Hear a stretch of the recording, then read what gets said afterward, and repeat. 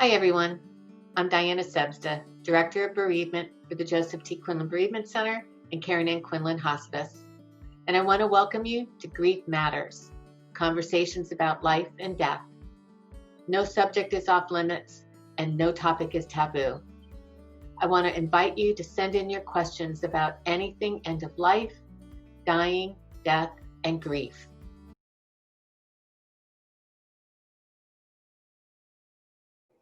Hi, everybody. Welcome back to another episode of Grief Matters. This is the place where we can talk about all aspects of end of life, dying, death, and bereavement. I'm Diana Sebsta. I'm the Director of Bereavement for the Joseph T. Quinlan Bereavement Center and Karen Ann Quinlan Hospice. Today I want to talk about National Children's Grief Awareness Day. That's actually going to be tomorrow. It traditionally is the Thursday before Thanksgiving. National Children's Grief Awareness Day was invented in 2008 by Highmark Caring Place. It's a center for grieving children, adolescents, and their families. And they wanted to do something to bring awareness to what is often called the forgotten mourners, the children who have experienced a loss and are in bereavement, or perhaps even dealing with an anticipatory grief situation.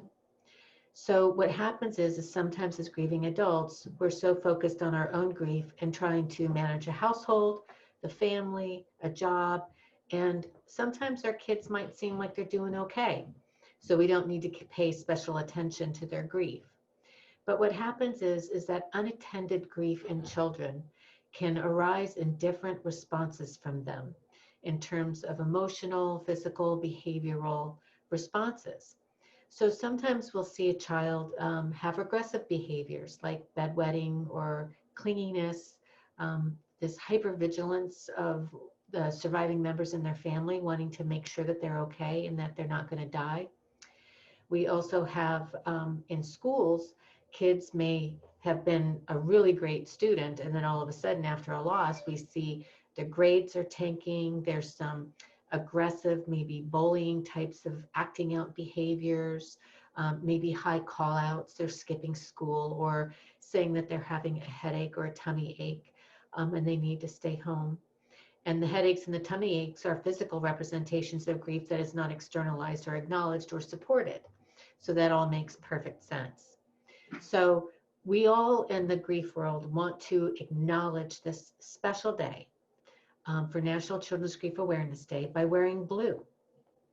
And if you go to the Highmark Caring Places website, or you go to nationalchildrensgriefawarenessday.org, you will also see the national symbol of hope, the butterfly.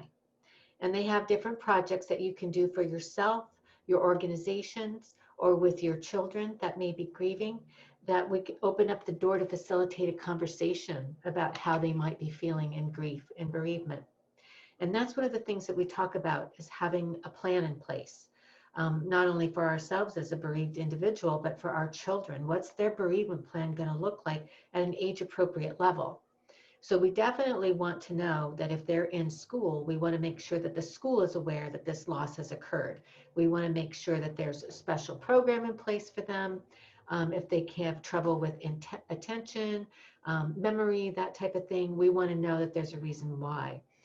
We want to be able to have the family at home understand that there may be different responses to this loss. Everybody in the family may be grieving differently to the same loss, and that's okay. But to have some education and awareness around that and how to support the children in that. And then there's other places like professional grief settings, counseling settings, like the Joseph T. Quinlan Bereavement Center, where we offer individual counseling for the child and for the family. And we also offer children's art bereavement programs. So hopefully we're going to be back online next year with all of that. We hold them at the minimum of 3 times a year, where we use art and play, music, to help them understand their grief process, give voice to their grief, and to be able to externalize it, to avoid some of the anxiety and the physical responses that they might be experiencing. You're going to wear blue, and you might want to just let people know why. Or if someone says, "Oh my, you look so great, that's such a great color," and you say, "Great, thank you. I'm wearing it for National Children's Grief Awareness Day." And then usually people are like, I didn't even know that was such a thing. And then we can have a conversation about it. So please be mindful of that. I know the reason why they do this right before Thanksgiving is because the holiday season traditionally is a really tough time for people in bereavement. So this is a great time to be aware of any of the challenges that it might be creating for children, and then how to support them in bereavement and also during the holiday season. All right, so stay safe and healthy. I hope you have a wonderful holiday Thanksgiving with your family, and we'll see you soon. Bye.